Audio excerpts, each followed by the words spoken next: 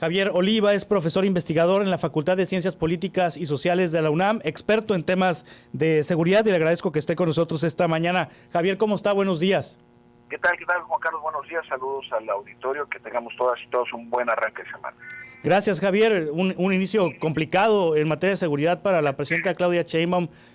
Javier, la situación en Sinaloa, que no se termina de controlar y que tiene ingredientes nuevos, como lo que ayer anunció e informó la Fiscalía General de la República en torno a Héctor Melesio Cuen y el caso de Mayo Zambada. El viernes pasado, la comparecencia del Mayo Zambada en un juzgado en Nueva York, en Brooklyn, en donde el juez le pide a la Fiscalía considerar si va a considerar la pena de muerte, si va a solicitar la pena de muerte, también lo de Genaro García Luna, pero lo de Chiapas también este fin de semana, la muerte de asesinato de este sacerdote activista. Javier, un inicio complicado. Sí, lo cual pone en evidencia algo que sabemos que es obvio, pero hay que decirlo, Juan Carlos, pues que las actividades delictivas no atienden a los calendarios electorales, ni mucho menos, ¿no? Sí. Y tampoco a los calendarios que por ley renuevan los alcaldes, los congresos locales, desde luego el Congreso Federal o el Congreso de la Unión, y la Presidencia de la República. Entonces, aquí lo importante es los resultados que comiencen a darse. Hoy ya se da a conocer la encuesta de victimización del INEGI y de 91 ciudades que están encuestadas por este instituto, que son datos con los que yo trabajo, doy conferencias o escribo. Es muy interesante que el porcentaje de inseguridad está rondando el 59% en personas mayores de 18 años, ¿no? Destacan ciudades que están, por ejemplo, en tercer lugar, está Tapachula, precisamente, en Chiapas, con un nivel superior al 86% de inseguridad, de percepción de la ciudadanía. Entonces, sí me parece que la atención a esta problemática pues va a exigir una mayor compromiso, no porque no lo tengan, sino que las actividades tendrán que desarrollarse con mayor celeridad por parte del gobierno federal y, por supuesto, de los gobiernos locales, porque lamentablemente, Juan Carlos, una cosa es aspirar a ser gobernadora o gobernador y otra cosa es tener un programa serio, articulado, fundamentado en materia de seguridad pública para una entidad determinada. Puede ser Chiapas, o puede ser Sinaloa, o puede ser Michoacán, en fin, Tamaulipas, las entidades que se ven de una u otra manera afectadas de manera seria en algunos de sus municipios, ¿no? Entonces, esto me parece que es muy relevante. Sí, la estrategia de seguridad anunciada por el gobierno federal hace unos días, Javier Oliva, atiende esta problemática. ¿Hay estrategia en este plan para combatir estas situaciones que estamos viviendo en Sinaloa, en Chiapas? Sí, bueno, desde luego yo he dividido mi análisis del documento presentado, va a ser 2 semanas que lo presentaron. ¿Qué es lo que continúa? ¿Qué es lo que es nuevo o innovador? ¿Y qué es lo que falta? ¿Qué continúa? Pues continúa, por ejemplo, esto de atacar las causas, ¿no? de lo que genera criminalidad, lo cual a mí me parece un tanto observable, porque asimilar a situaciones de marginación o pobreza la propensión a integrarse al crimen o cometer delitos, pues no se comprueba con datos estadísticos, ni siquiera con conductas delictivas, porque los estados que más contribuyen al Producto Interno Bruto del país, es decir, los estados más ricos, son paradójicamente, y contra esta hipótesis de las causas, son los más ricos, ¿no? Y es donde se concentra la violencia. Entonces no necesariamente esta parte se cumple. La otra cuestión que continúa, pues obviamente es el fortalecimiento de la Guardia Nacional, ahora ya jurídica y constitucionalmente hablando, bajo la responsabilidad de la Secretaría de la Defensa Nacional.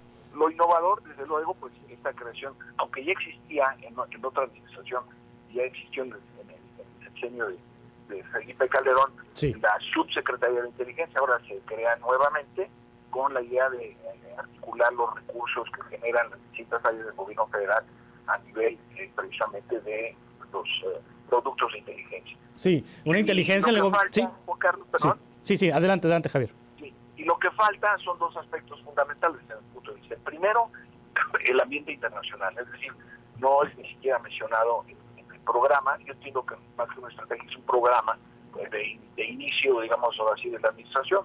Y la otra cosa que falta es indudablemente la ponderación respecto de la relevancia que tienen las policías municipales para atender la problemática de la inseguridad. De otra manera, a mí me parece que pues la Guardia Nacional, si bien es un cuerpo ya robusto, importante y que está dando buenos resultados, no obstante, pues hay que analizar con todo detenimiento que pues es en la estructura municipal. Simplemente este dato es muy importante, lo comparto, según precisamente con los datos del Secretariado Ejecutivo, en México hay 422,000 policías entre estatales y municipales, es decir, casi 3 veces los integrantes de la Guardia Nacional, armados, ¿no?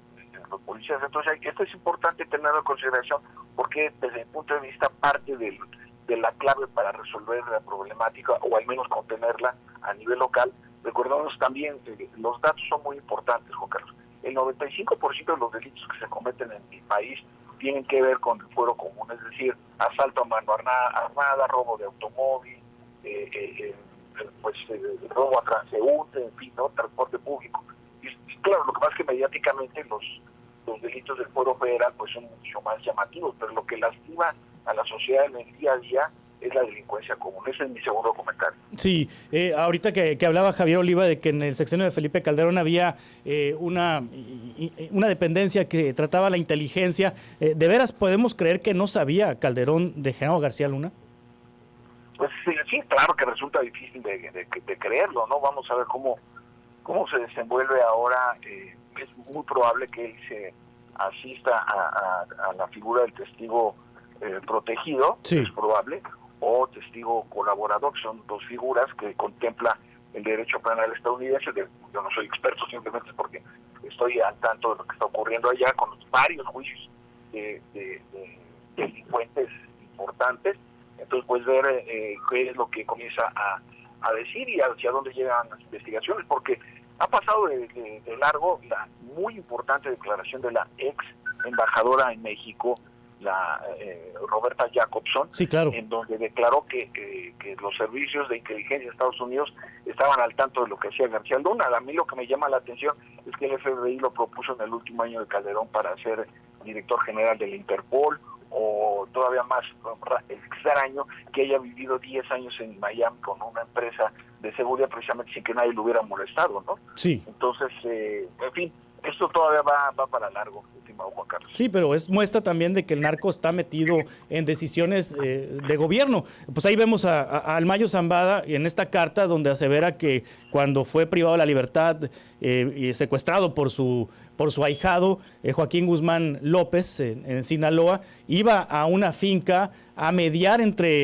según el dicho del Mayo Zambada, a mediar entre Héctor Melesio Cuen, el ex rector de la Universidad Autónoma de Sinaloa asesinado, y el gobernador Rubén Rocha. Y ayer la Fiscalía confirmó que Héctor Melesio Cuen no murió en las circunstancias que dijo la Fiscalía Estatal, sino que pudo haber sido asesinado ahí en esa finca. Sí, esto va a traer consecuencias muy serias.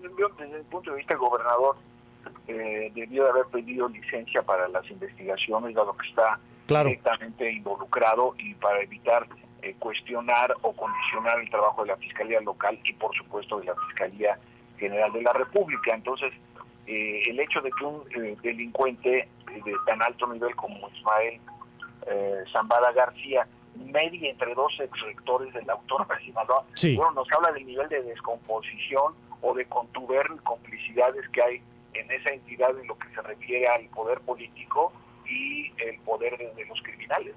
Sí, Javier Oliva, ¿ve algún riesgo para Sonora en esta situación que está viviendo el cártel de Sinaloa, en esta disputa entre los Chapitos y los Mayos? Es muy difícil hacer el vaticinio. Lo que sí podemos observar es que hay una presencia de lo que era antes la organización criminal de Zambada y Joaquín Guzmán Loera. Sí. Y bueno, pues ahora ninguno de los tres fundadores de esta organización, incluyendo a Juan José Esparragosa, que presuntamente habrá fallecido, aunque no se tiene documentado, son los tres creadores de la organización. Ya ninguno de los tres está operativo. Entonces lo que sucede con las organizaciones criminales, que de manera regular los familiares del primer círculo del delincuente se hacen responsables de la organización, que es lo mismo que está pasando ahora, los hijos de Zambada haciéndose responsables de la actividad criminal que desempeñaba su padre, y los hijos de Joaquín Guzmán pues haciendo lo mismo. Sí, me voy de un tema a otro porque son muchos temas en materia de seguridad, Javier Oliva, y finalmente le pregunto, el asesinato del sacerdote en Chiapas, ¿finalmente hará que el gobierno acepte que hay una situación delicada en Chiapas? Porque tengo la percepción de que el gobierno sigue sin reconocer que en Chiapas está la situación bastante complicada. Sí, bueno, lamentablemente tienen que ocurrir este tipo de tragedias, ¿no? Para que no solo los medios de comunicación, que ya han estado dando fieles reportajes respecto a la situación en la frontera entre Chiapas y Guatemala, pero indudablemente que este homicidio, tratándose de un sacerdote activista, defensor tzotzil, ¿no? Perteneciente a este pueblo originario, pues sí, desde luego que generará una importante presión sobre la situación que se vive en esa entidad.